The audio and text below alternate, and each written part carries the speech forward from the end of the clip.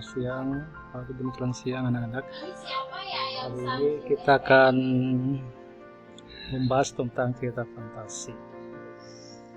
Teks cerita fantasi. Cerita fantasi itu adalah karya tulis yang dibangun menggunakan alur cerita yang normal namun memiliki sifat imajinatif dan khayalan sementara.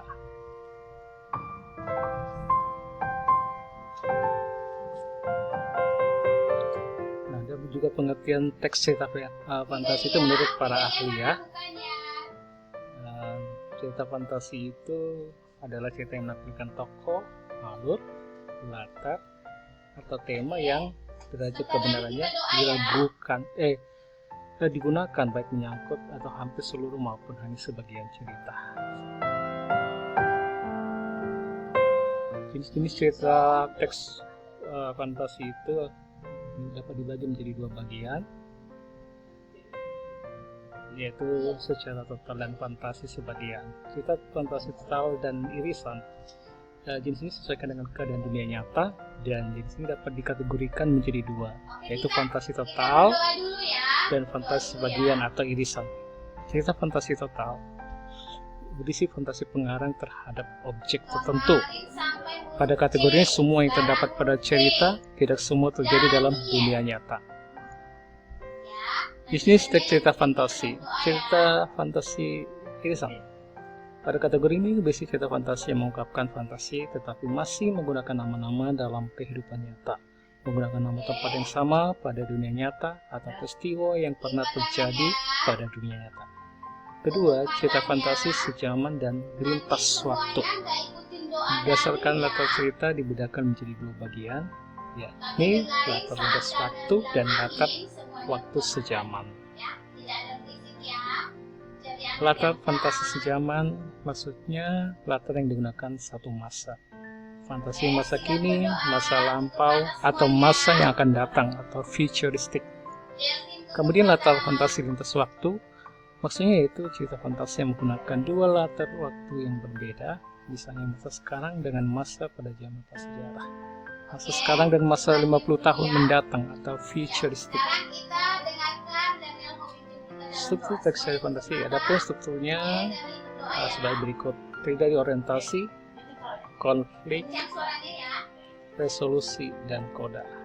Orientasi itu di mana pengarang memberikan pengenalan tentang tema, penokohan, dan sedikit alur cerita kepada pembaca. Konfliknya berisi permasalahan yang dimulai dari awal hingga sampai puncak masalah. Kemudian resolusi itu penyelesaian dari permasalahan atau konflik. Koda atau penutup itu penutup cerita fantasi. Endingnya atau penutupnya dibedakan menjadi dua, yaitu happy ending atau akhir yang gembira dan sad ending, akhir yang sedih. Secara umum strukturnya dibagi atas tiga jenis, ada orientasinya, kemudian komplikasinya, dan resolusinya. Orientasinya itu pengenalan, latar, tokoh serta konflik yang dapat dikembangkan dengan berdasarkan data. Komplikasinya berisi tentang hubungan sebab akibat munculnya suatu permasalahan hingga sampai puncak masalah, di mana komplikasi tersebut dikembangkan dengan cara pengenalan tokoh lain, mengubah latar atau menembus ke zaman yang berbeda. Resolusinya berisi tentang penyelesaian masalah dari konflik yang terjadi, di mana resolusi tersebut dikembangkan dengan cara lompatan waktu, penggunaan sebab akibat yang unik, serta dikembangkan dengan unsur kejutan. Nah, ada ciri-ciri cerita fantasi. Yang pertama ada keajaiban, kemisteriusan, dan keanehan. Yaitu mengungkapkan hal-hal yang supernatural, keajaiban, dan kemisteriusan itu ditemui dalam dunia nyata. Kemudian di cerita terbuka dari bayi hayal, pengarang, penulis, tidak dibatasi oleh realitas yang ada atau kehidupan nyata. Ciri berikutnya menggunakan berbagai latar, lintas ruang, dan waktu. Lalu dan latar cerita fantasi memiliki khas peristiwa yang dialami oleh tokoh terjadi pada dua latar yang masuk dalam kehidupan sehari dan latar pada kehidupan sehari-hari. Kemudian ciri-ciri berikutnya memiliki tokoh yang unik, itu mempunyai kesaktian. Tokoh dalam cerita fantasi bisa diberi ciri yang unik yang tidak ada dalam kehidupan dunia nyata, seperti memiliki kesaktian-kesaktian. Kemudian ciri berikutnya bersifat fiksi, yang artinya fiktif, maksudnya bukan kejadian nyata. Kemudian dari segi ciri bahasanya, menggunakan sinonim pada cerita dengan emosi yang kuat dan variasi kata yang cukup menonjol. Bahasa ini menggunakan sangat beragam, variatif, ekspresif, dan menggunakan ragam percakapan, bukan bahasa formal.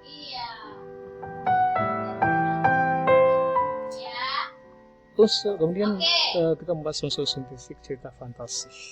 Dalam unsur itu, cerita fantasi dibagi menjadi 6 bagian.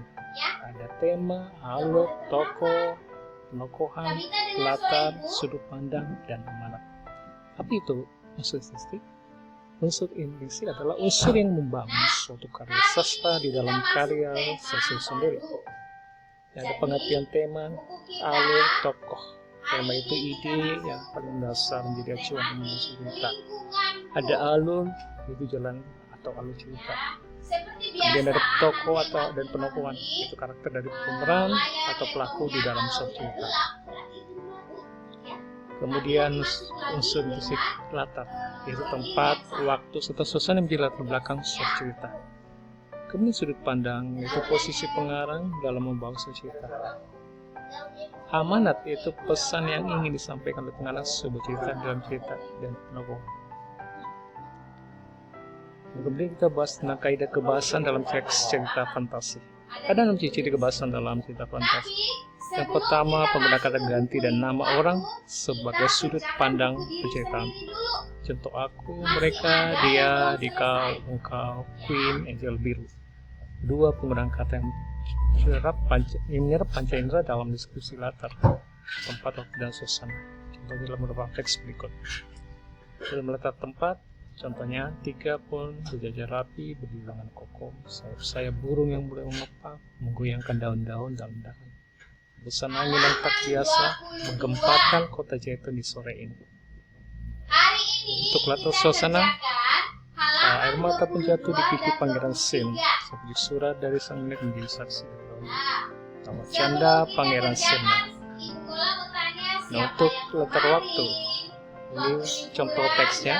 Pagi hari seperti biasa, para agen mempersiapkan.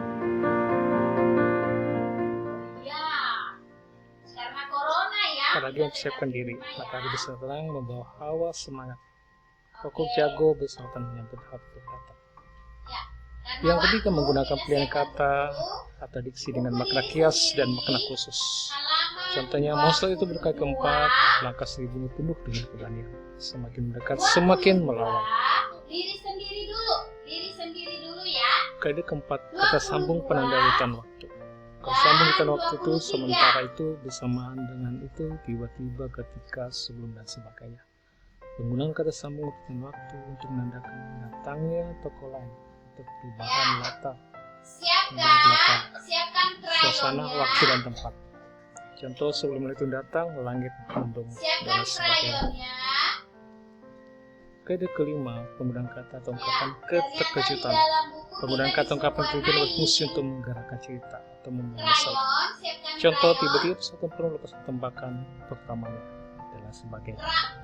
Keenam, penggunaan dialog atau kalimat langsung dalam cerita. Contoh, berlalu gender, monster itu menjadi demo, tidak menuju ninja Kusuke dengan siapa. Gender pun berlari sekuat. Berikutnya kita belajar tentang langkah-langkah menyusun cerita fantasi. Langkah pertama, membuat topik atau menjadi dasar cerita, yaitu menentukan ide awal. Kemudian mengumpulkan materi sebagai bahan uraian dengan melakukan riset. Kemudian menentukan pola pengembangan bahan uraian. Pengarang dapat melakukan pembuatan detail. Keempat, menyusun kerangka program kepemimpinan dan gagasan. Kelima, mengembangkan kerangka program untuk kalimat yang padat sehingga tersusun sebuah cerita. Nah, berikutnya adalah contoh beberapa satu paragraf contoh teks fantasi. Judulnya kekuatan ekor di rumah datar ada banyak contoh lain lagi di buku kamu. Kamu bisa perhatikan buku kamu di halaman 21, halaman 23 juga. Bisa kamu buka buku kamu. bisa baca ulang-ulang, dan jika ada yang tidak mengerti, boleh tanyakan kepada Bapak. Demikian pembelajaran hari ini, semoga bermanfaat bagi semua. Sekian, terima kasih.